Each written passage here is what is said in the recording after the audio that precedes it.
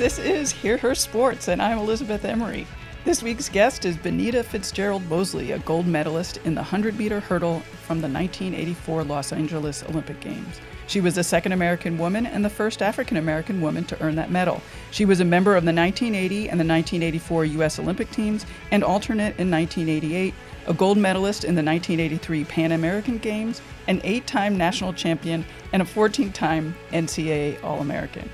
She was named Sportsman of the Century by Potomac News, Top Female Sports Figure of the Century from Virginia by Sports Illustrated, and named Hurdler of the Decade of the 1980s by Track and Field News. I admit to being a little bit starstruck, certainly because of her gold medals, but also because she has been just as successful in business as she was in sport. Benita is a graduate of the University of Tennessee with a Bachelor of Science in Industrial Engineering. She is currently the CEO of Laureus Sport for Good Foundation USA, with a mission to change the lives of youth and strengthen communities through the power of sport. In our conversation, we talk about Laureus, her previous work as USA Track and Field's Chief of Sport, where she led Team USA to 29 medals at the 2012 London Olympic Games. Even though we discuss a lot of serious stuff about the value of sport for kids and communities, it was actually really fun to have the opportunity to get into research and data about the powerful benefits of sports. Benita talks about how, in particular, girls benefit from participating in sports and what kind of support is needed for them, especially during the middle school years when they tend to drop out of sports significantly more than boys. Benita also shares her own current fitness regime and some thoughts about being an older athlete. Well, welcome, Benita. I'm so honored that you're here. And, your accomplishments in track and field are so spectacular. But one thing that really strikes me is that after your competitive life, it seems like you became just as successful in business. So here's a sweeping question. How did that happen? Wow, that's a really good question. I was actually I have a 19-year-old son headed to college in the fall. And I was talking to him this morning about that a little bit. And I somehow found a knack of being able to help organizations go from good to great and sustain that even after I'm gone. And so I think it has something to do with the combination of this idea of being an athlete as trying to help others and organizations achieve their personal best, combined with I'm actually an engineer by degree, and I was an industrial engineer, and we're kind of always trying to, make things more efficient, more effective, find a better widget, if you will. And so the combination of skills, I think, has enabled me to go into organizations, kind of survey the landscape, figure out strategies to take them from where they are to where they are hoping to go, kind of set that collective vision for the organization, and really be diligent about, eating that elephant one bite at a time. And, 2 or 3 years later, you look up and it's like, wow, we really made some progress here. And that, to me, is quite fulfilling. And to be able to leave and go to the next thing and see behind me that an organization continues to thrive is even more fulfilling. One of the things I like that I read somewhere was just probably coming back to your engineering background is you're interested in data. Yeah. We, talk about knowledge-based decision-making and data-driven strategies. And so you have to kind of know where you are before you can chart a course for where you're trying to go. And the knowing where you are is understanding that current state. I mean, some people do, obviously, SWOT analysis, that helps. But I think understanding the landscape, an organization like Laureus, who are you serving, how many, where are you serving them, what impact are you having now, what impact are you trying to have, where are you trying to go, And so as an athlete, you want to always be able to chart your progress, and that's what I loved about track and field, being an individual sport, is that if I shave 100th of a second off my time, but I didn't maybe place in the way or win the championship that I would, you can still feel a sense of pride that, okay, I ran faster than I did before, I jumped further than I did before.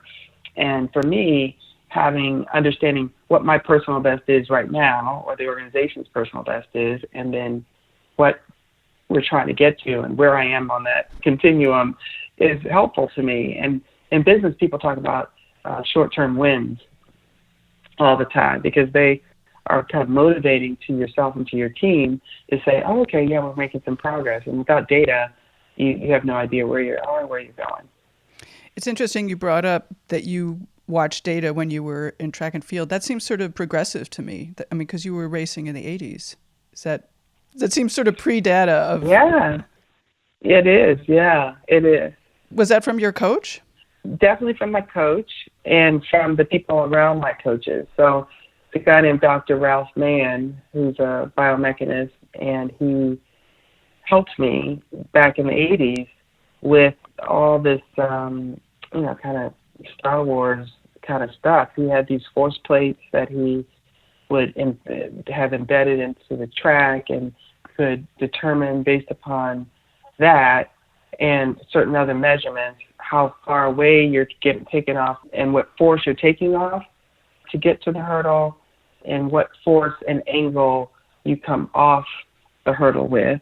And through his kind of science and, data analysis, he determined what that ideal force and angle, foot angle and foot strike and speed of your foot, like how long does it stay on one side of the hurdle and how long does it stay on the other side of the hurdle to get you to the next hurdle quicker, right? Wow. Obviously, if you landed flat-footed and you collapsed, as you came off the hurdle because you didn't have enough strength to stay on your toes, then you're going to spend more time going all the way down flat-footed, all the way back up, and then that's time that you could be using to get to the next hurdle. So that same gentleman is an Olympic silver medalist in the 76 games, maybe 72, either 72 or 76 games in the 400 hurdles. And he's got the athlete knowledge, right? Now he's got a PhD. He does work with golfers. And then when I got to USA Track and Field, he was one of the first guys I called. And I said, hey, Ralph, what are you doing? Can you help me? Because we knew that science and sports medicine as a country have a treasure trove of information and resources. And I wanted to bring those resources to bear to help our track and field team improve. And so that was one of the major strategies that we used to help win, an unprecedented number of medals in London, and then they even bettered that in Rio using the same strategies. And, so he has worked and continues to work with the USA Track and Field team to create, he has a model for sprinters and hurdlers and runners and jumpers, and he compares an athlete's performance to that model and is able to coach them to make their technique more efficient and therefore perform better. And it was pretty miraculous, the results he had with the athletes he worked with on our team. That's so cool. I hadn't heard about that before. That's great. Yeah, look him up. He's a pretty amazing guy, and he did some great work with Carmelita Jeter that helped her a lot. And they profiled it, I think, in the New York Times and in the Washington Post. Oh, great. I will look that up. Mm-hmm. Before I ask some more specific questions, what's important to you right now? What gets you all fired up? In my work life? Yes. Wow. So, at Laureus, we are in a bit of a transition. I've been at Laureus for a couple of years, and we've really focused on growing the organization kind of from the ground up and creating greater value for the industry as a whole around this idea of sport for good, and at the same time creating additional programs, assets. So from a program development standpoint, from a sector development standpoint, we've been really focused on doing both at the same time, a little bit of flying the airplane while you're building it, And now we really feel like we have a breakthrough sport for good formula where we bring together youth and community assets in our model, which includes, grant making and technical assistance and capacity building and research and collective impact, and a new membership model as well. And then we have a unique ecosystem of allies that are helping us address these changes and challenges that are facing youth in our underserved communities. So, simply put, I think we're a bridge for collaboration among sport and youth development organizations, and we're also a destination for funders and researchers and policymakers, all of whom, together we want to foster hope in youth and foster hope in communities that have a predictable future if you look at the statistics, but that we can have them rise above that through the power of sport. I think what's interesting about what you are all doing is that you're not sort of just dropping a big check somewhere. You are so involved in the community and, as you said, bridging the different organizations that are working there. Absolutely. And that seems really important in terms of, like one of the things I liked is that you talk about coaching and how important coaching is and finding female coaches and supporting the development of those coaches.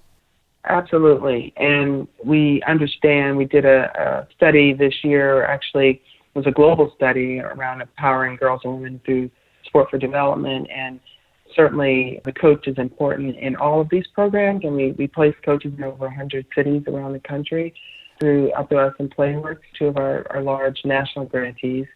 And that's important because having that caring adult in these children's lives, where oftentimes it's a single parent home or they just, that single parent may have to, work 3 jobs just to keep a roof over their heads. And so having another caring adult in their life, a destination to go to where not only we get to play a sport that they love and develop in that way, but have the other mentoring that happens through that coach, obviously the wraparound services on educational, job readiness, and physical and mental health and development, all important. And what we find out for girls is that girls tend to drop out of sport at 3 times the rate of boys in this middle school age group. And so by having a female coach in the program, those programs end up being more sticky. Girls tend to stay in those programs at a higher rate than they do with a male coach. And so, studies are showing that. And I think it's because, having that female role model, the girls also being nurtured to be peer coaches and then, have the goal to be a coach like their female coach. They kind of see themselves kind of this evolution. And the women, I think, have programs that draw and engage the girls in ways that are different from boys. What I was saying was that for boys, sometimes you just need the ball and a stick and they're fine. You can just they're just happy to be playing. And girls sometimes, if they haven't had a sport experience younger in their lives, then having a little bit more attention to the ways that you engage them so they don't feel. My daughter was talking about a couple of girls that are trying out for the volleyball team at the high school. She's entering high school in the fall, and they're starting their workouts. She said, I'm so happy I have some volleyball experience, and I'm not learning the sport at the same time as I'm trying out. And she felt very fortunate. Girls have a lower self-esteem. Boys kind of feel like, whatever, I'm just going to play the sport. If I'm not good, fine. If I'm good, fine. And girls, if they enter, they feel have a low self-confidence. And so if you're able to work on skills first instead of playing the game, or you work on the skills that you need in order to be able to throw, as opposed to just starting, trying to throw a ball across the field in softball. You see what I'm saying? Mm-hmm. There's a development aspect to ensuring that girls feel confident and assured as they're playing the sport, so that they don't just drop out just because they feel inadequate, if that makes sense. Yeah, that's really interesting. Can you talk a little bit about, because I know Laureus is looking to expand, move into new cities. So how does that process work? Right. So just the background, we, about 4 years ago, embarked upon, in 3.5, an experiment, if you will. We had been doing placing and training coaches around the country. Primarily, we've done some smaller grant making, come from a place-based standpoint in New York. But we thought, the lessons we've learned in and this is before my time actually with Laureus, but the lessons they'd learned in these programs in which they placed these coaches and seeing programs on the ground, they thought, and funding them, all over the world, quite frankly, through our global partners, we just thought, if we could take a place-based approach and really go deep in one community, what impact might we have? And so we created Sport for Good New Orleans, where we were able to be a grant maker first, as we always do, lead with some resources. But more importantly, we built a coalition of organizations, kind of requiring that they partner together where they normally see one another as competitors for the same resources. We thought, we'll add resources to the pot so they don't feel competitive, and then we'll add another set of resources that requires them to work together to find solutions to some of the challenges that they're having as nonprofits in that community, and add to that a broader coalition of cross-sector partners from the city, the Parks and Rec, the corporate sector, other nonprofits, to see if we can't make the pie bigger and grow the impact. And sure enough, these organizations have found that by working together, the whole is greater than the sum of its parts, that they are collectively serving 5 times more kids than they were when they started, that they obviously share best practices, and we are able to create a pot of money that when they identify a challenge that's common to all of them, to help them create a solution for that. And they've also individually and collectively drawn new and additional resources to their efforts. And so with that model being so successful, we thought, let's see if we can't grow it. And so we went to Atlanta first, and we launched Sport for Good Atlanta in July of 2017. And it's a similar model as New Orleans. We have staff on the ground there. We're doing grant making with 5 to 10 organizations. In fact, in Atlanta, I think because we have some 1-year grants and some 3-year grants, it's about 14 or 15 organizations. And built the larger coalition. They collectively have created working groups to work on various aspects and challenges that they're all commonly facing. We're partnering with the school system there, in particular, to find education, have impact in education. And we're focused on a very small geography. In New Orleans, it's not that big a city, so it's easier to kind of have a broader geographical footprint.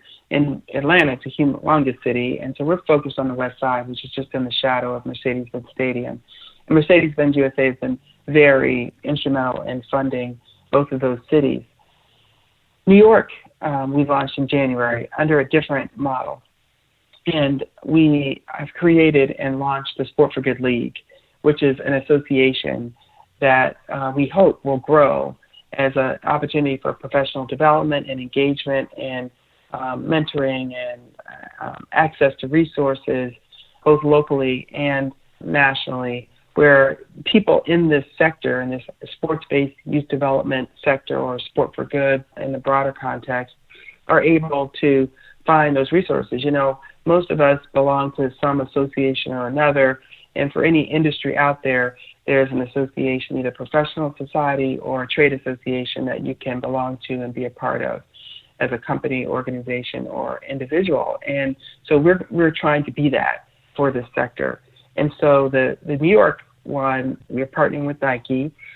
On that one, we're doing some grant making. We have our leadership council that's local, tapping into local leadership in that way that are helping us figure out how we're going to do collective impact in New York City. But in the meantime, we're providing all kinds of resources, everything from first aid to financial counseling to, pure professional development around coach training, coach development, et cetera. So, there's kind of 2 different models we're working with now. And our goal ultimately is to have 20 Sport for Good cities by the end of 2020. That's so great. You talked about challenges when you first start working with a city. What have been some of those challenges? And particularly maybe focus on the challenges that girls are facing. So I think that, resources, we've done our first State of Sport for Good report In January, we released it, and we are updating that and partnering with George Washington University to release the second one the day of our Laureate Summit on July 18th in LA.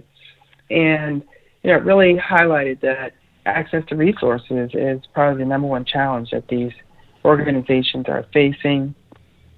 And with that, they usually have a waiting list for kids that want to be in the program. So not only are they not able to do probably all the things that they want to do for the kids they're currently serving, but they got a waiting list of kids that are knocking on the door that need their help.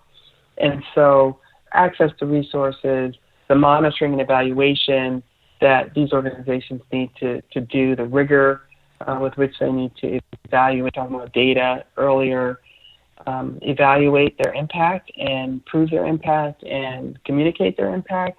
And we always provide those services to the organization to help them be able to measure and communicate and report out their impact, which in turn gives them greater access to the funding that they need.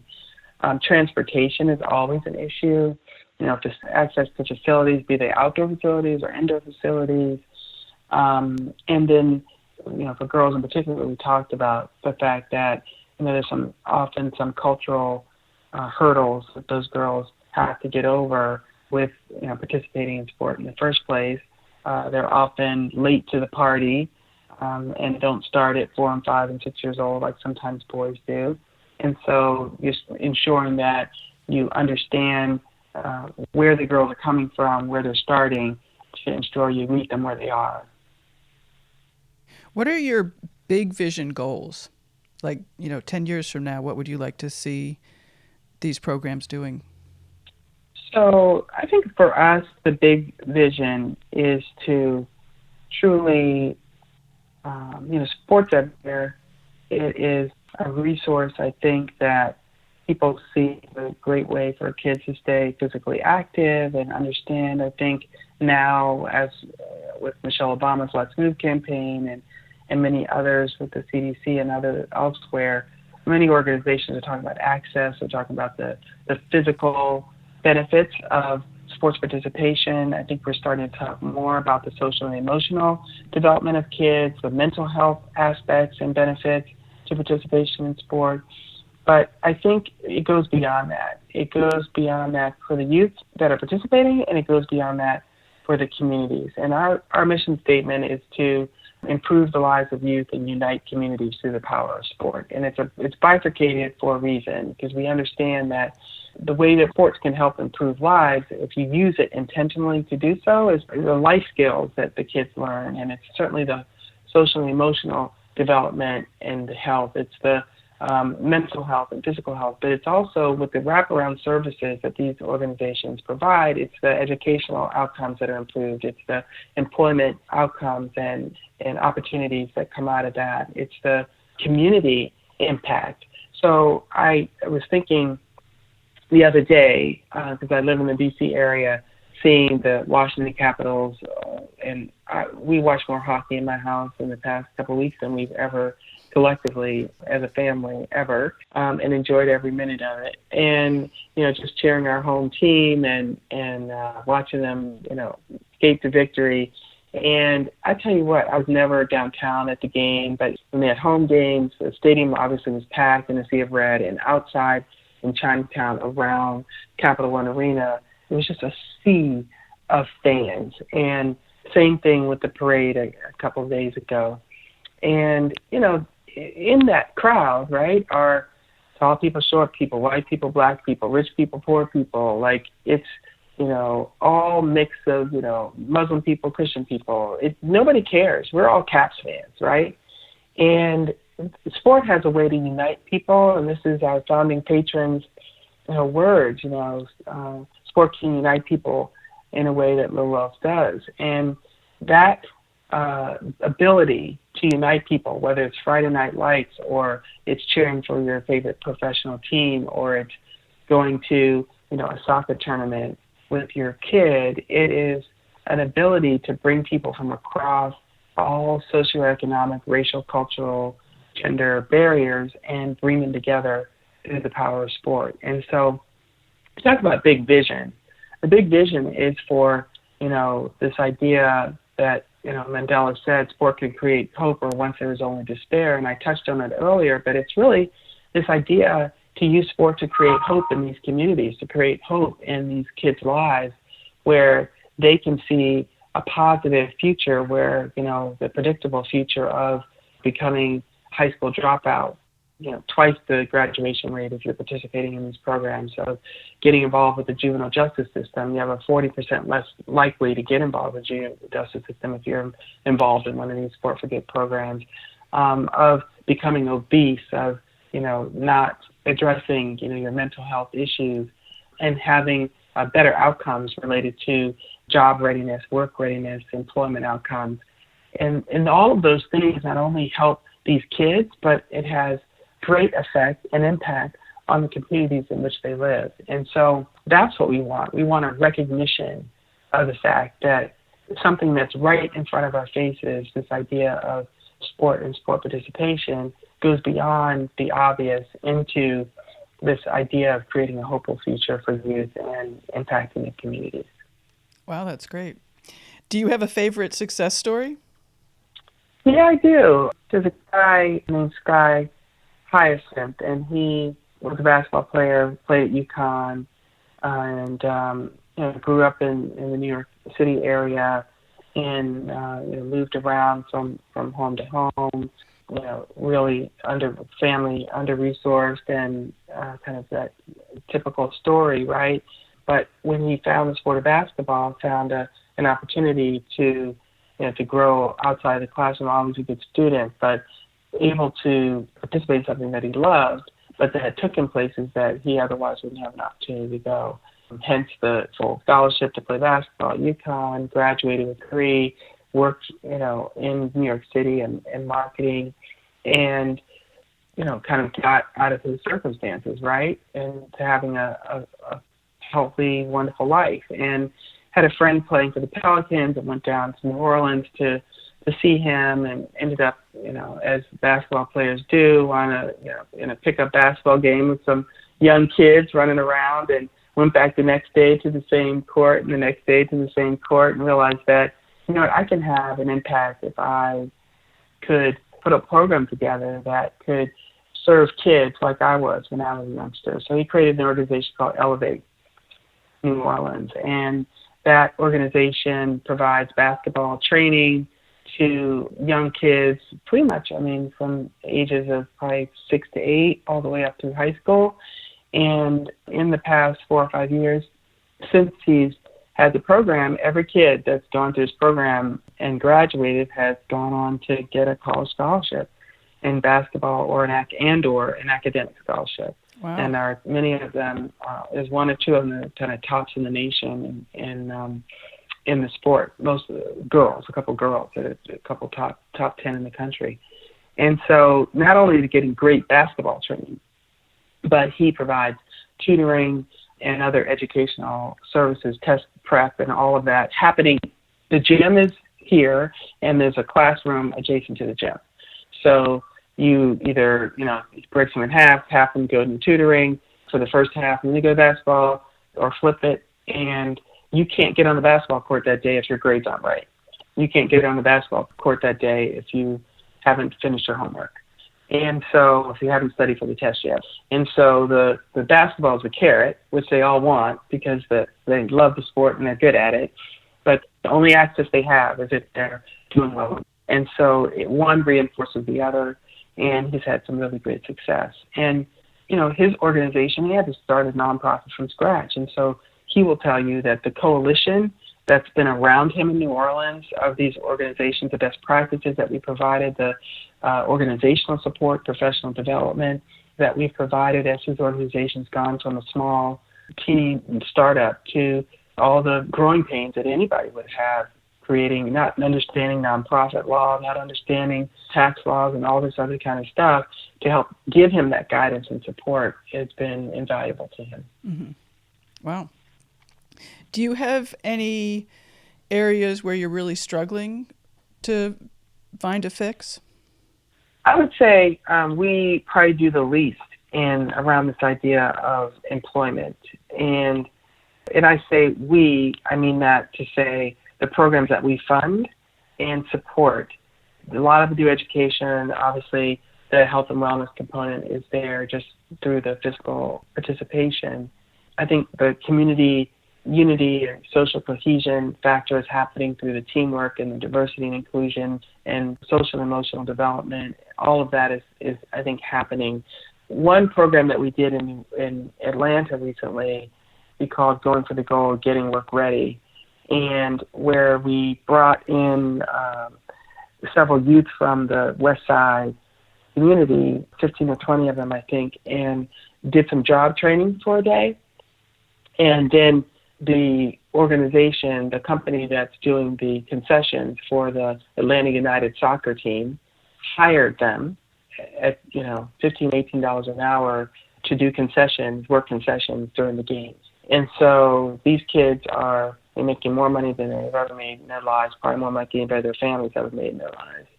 And so it's having, an impact, direct impact, economic impact on their families. And job training, and the employer got kids not only that had some job training in that day, but that were pre-qualified, right? Because they were already great participants in the programs that we were funding. They were already good team members. They already had the discipline. They already had the ability to listen to an adult, a figure in their lives. And so they came with the requisite skills and personality and I think attitude, and they just needed the job training and the opportunity, which we provided to them. So we're going to be definitely scaling that program across the different Sport for Good cities. Mm-hmm. You're a good person since you were able to segue your own athletic gifts into actual work. So it's a good model. Absolutely. Yeah. I read also that you are on the International Olympic Committee Women in Sport Commission. I am. Yeah, that's really exciting. I hadn't realized that existed, so I'm excited about that. What are you working on right now? One of the, ideas around the safe sport is, harassment in sport and reducing that is important. And so most recently did a study with the Athletes Commission that was released back in, I guess, when we had our meeting in November. And that was a pretty big deal. It's on the IOC website, I'm almost positive now. And so that was a real important thing. I am also on the selection committee for the Women in Sport Awards that we give out every year to individuals and organizations that are advancing gender equity in their sport or their organization. And so that's a fun thing I've done. This will be my fourth straight year being on the selection committee. Mm-hmm. And I really enjoy it because I get to see the great work that's happening across the world and across sometimes their Olympic committee, sometimes their IFs or national governing bodies, and oftentimes it's a lone ranger that's just doing really great work in their community in Nigeria or Japan, sometimes even in the United States. The website is pretty comprehensive. One thing that I did think about is that, women do really well in the Olympics, and it's one opportunity where they get a lot of media coverage and they get, fans. What about the years between those Olympic years, and is the Olympic Committee thinking about that at all? Yeah. I'm really proud of the U.S. women's hockey team for standing up for themselves in the last couple of years. I don't know all the details. What I do know is that they were making a small amount of money as national team members. It was covered a short period of time throughout the year, only when they were kind of engaged on the team. The rest of the time they weren't making anything. Not really professional opportunities for them to play in the United States to any great degree. And so, they threatened to boycott the World Championship team, 2017, and said, look, unless you guys can come to the table with a better package for us as far as our salary and our benefits and treat us more on par with how the men's team is being treated, especially since, we are perennial medal winners at the Worlds and the Olympics, we're not playing. And USA Hockey went to the next level team, and they said, nope, we're not going to play either. And the next level team, they couldn't find any scrubs to play, That was so great that they all united. They banded together and ended up getting the money that they needed. And, it's just such an example of women banding together, standing for something, coming out victorious on the other end. But those stories, unfortunately, I think are too few and far between. And when I was at the U.S. Olympic Committee, one of the programs I helped to revitalize, when I was running, we had this thing called the Olympic Job Opportunities Program. And at that time, I guess the U.S. Olympic Committee was very fortunate to be able to get jobs where the employer would allow an athlete to get paid full-time but work part-time. And I benefited from that through Tracor Aerospace, part-time engineer, when I was competing.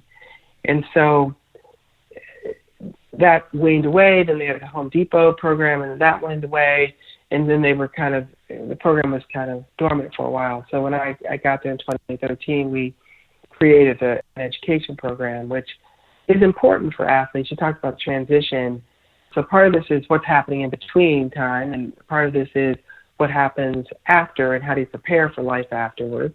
Because many of these, if you're a badminton player in the United States or a fencer or, I don't know, you can name any sport. There's many sports, Olympic sports, where you don't have a career after the Olympic Games. And so how do you ensure, you got the right education? Some of us in track and field or swimming or other sports, we have the good fortune of there's lots of scholarships out there for us to go to school and for free. In many sports, you don't have the opportunity to have scholarships. So program and others like that ensure that athletes have an opportunity to go to school, to get mentored, to get part-time jobs that prepare them for life between Olympics, and so they can make a living while they're competing and training, as well as for life after that sport.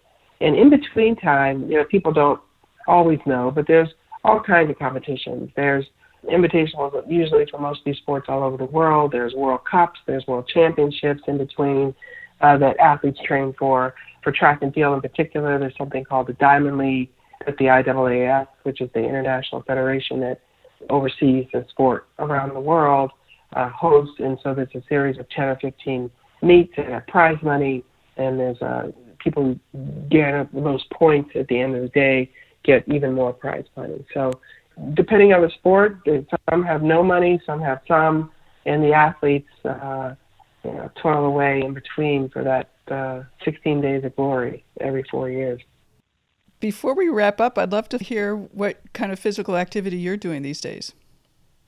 I'm sitting here in my workout clothes.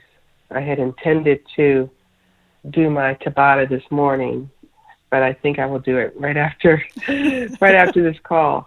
I've found that power walking works for me, and Tabata. So it's a combination of the two to get some strength and conditioning through the Tabata. Anywhere from 8 minutes to 18 minutes usually of high intensity interval training, and 30 seconds on, 10 seconds off of any activity. Sometimes I do a circuit where I'm doing all kinds of kind of calisthenics, if you will, sit-ups, push-ups, crawlers, burpees, that kind of thing, because it's nice whole body conditioning. And then other times I use a medicine ball and some weights in between. Sometimes I'm on the bike and I sprint on the bike. But I do things that are low impact because my knees from hurdling are not in the best shape. So running is not so much an option. I do some intervals every once in a while because I just like to sprint. And I do what used to be my warm-up before a race is now my full workout through a Tabata type situation.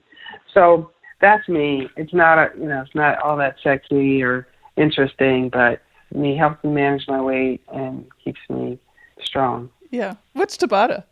It is a type of high intensity workout, and I think it was a Japanese guy. His last name is Tabata, and he said that for someone to do a long, slow walk, or even a moderately paced walk or run for 45 minutes or an hour, that you could get about the same conditioning if you did these short bursts of energy over a shorter period of time. And so you get the same effects, cardiovascular effects, you get the same strength effects, if not better.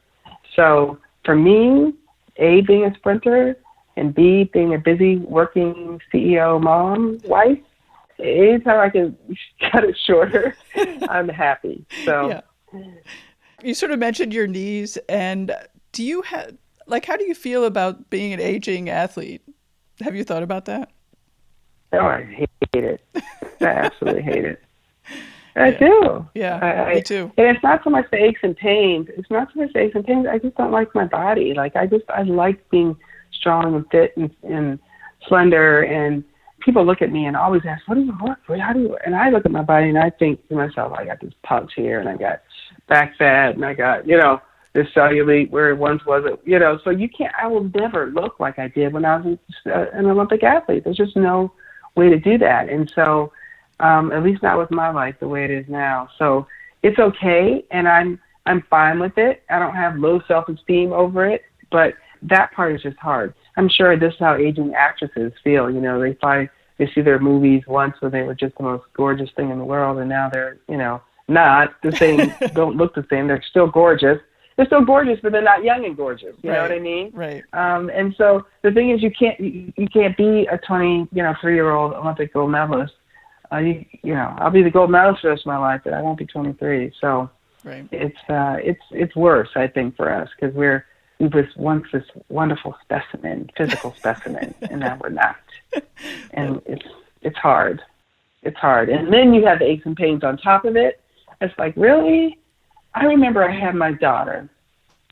She's 14 now. And I went to, a checkup. I don't know, 6 months or a year or something like that. I think it was probably the year checkup. And after Isaiah, 5 years earlier, the weight just dropped off and I just kept on moving, right? With Maya, I was 42 years old when I had her. And I was struggling to lose the weight. And I talked to doctor, the OB. I was like, yeah. He said, how's it doing? I was like, I'm fine. I said, I'm just having a much harder time shaking the weight off. And I said, at this point, it's not baby fat anymore. It's Benita fat, And he said, I have something to tell you. I said, what is it? He said, the older you get, the harder you have to work for less reward.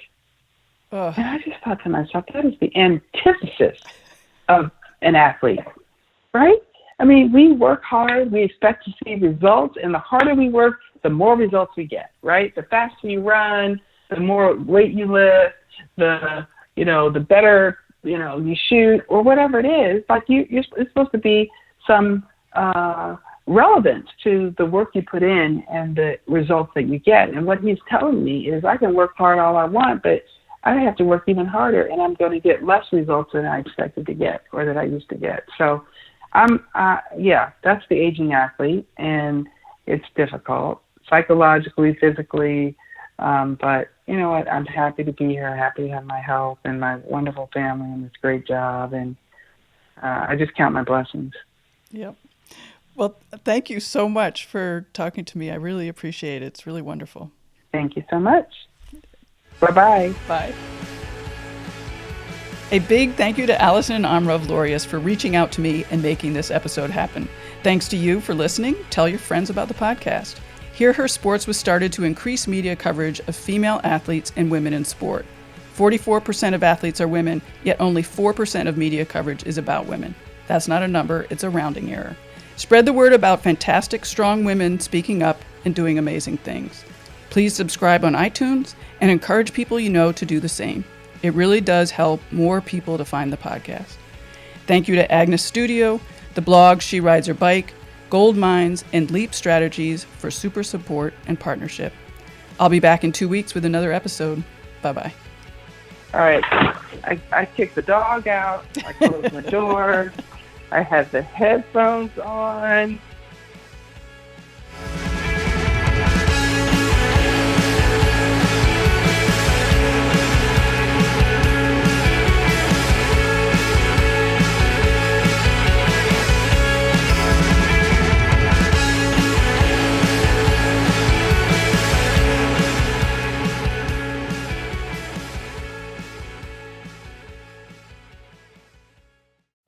Whether you are a brand new runner or you've been running for years, there is always a new way that running can change your life, and this is what the Planted Runner is all about. Being planted also means you're ready for growth.